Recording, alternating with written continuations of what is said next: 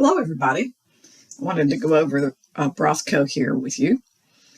In the static budget, which is the budget they do prior to the start of the year, based on assumptions per unit and fixed cost in total, they want us to use this data to come up with a flexible budget. What is a flexible budget? That's just redoing the original budget, except now you know the activity level. When you did the original budget, you had an estimate for the per unit cost, an estimate for the fixed, and an estimate for the volume you were going to achieve.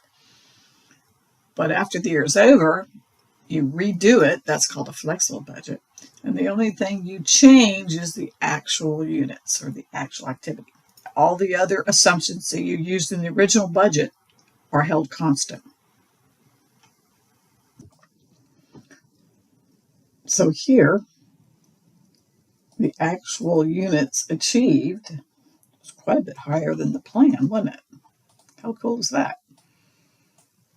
Okay, so the per unit would be the same for the flexible items. It would not be the same for the fixed. So we have to solve here for what total fixed was. The way that they got this fixed cost per unit was dividing the total by the 8,000.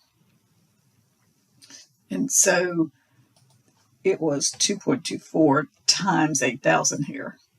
But we know you can't buy rent per unit, right? Rent is a fixed cost so much per month.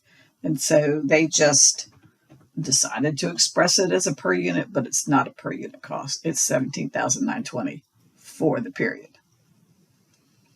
All right, and so unless there's a step fixed cost, which is a short relevant range where the fixed cost jumps up after a certain capacity level or after a certain interval to a new fixed level, then it would just be the same. The flexible budget and the original budget will have the same fixed cost because it doesn't change with activity, unless, of course, there's a shift or a step at a particular threshold.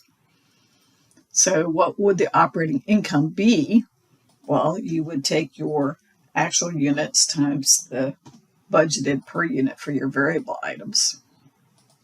Your contribution margin is your sales minus your variable cost. And then your net income or operating income is your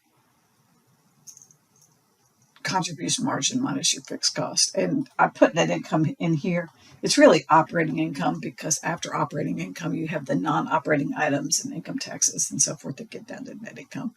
And we don't concentrate on that very much in the budgeting area.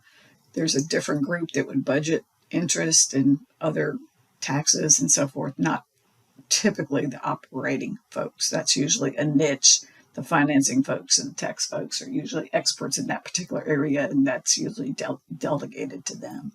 So we often stop at operations because we're working on the managerial and decision-making side, as opposed to those two niches about financing taxes, which is not to diminish their importance, but that's separate from operating the core business.